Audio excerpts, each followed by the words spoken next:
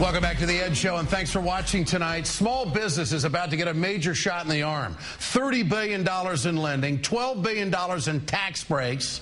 No thanks to any of the Republicans running in the midterms. Despite all their rhetoric about tax cuts, not a single Republican running for re-election stood with small business owners trying to survive in a very tough economy. Joining me now is Senator Mark Warner of Virginia, a major advocate for small business in the Senate. Senator, I don't mean to embarrass you tonight, but I want our audience to know that your success as a small business owner is well documented. You could probably speak to this better than anybody else in the Senate.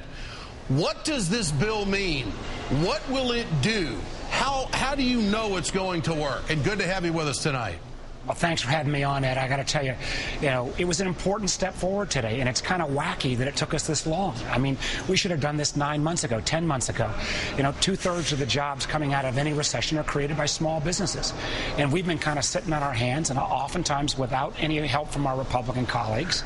And the problem is, large companies in America are doing fine. I don't dislike them for that, but they got $2 trillion in cash sitting on their balance sheets. Small businesses still can't get a loan. If they've got a loan, they can't get the credit line renewed because the banks have been willing to kind of pull in their horns. So this takes 3 or 4 ideas that are proven.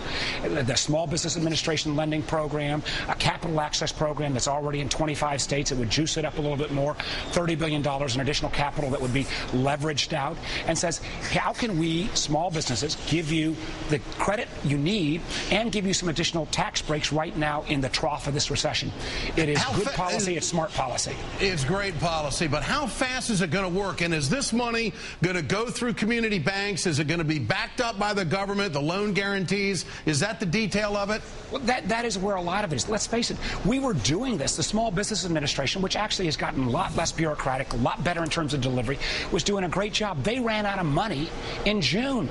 So we've had people sitting out there waiting to get money, lending that they were ready to, the government was ready to guarantee these loans. They were going to go out and hire people, and we've said, time out, because we couldn't get our act together and we couldn't get folks across the aisle to join us.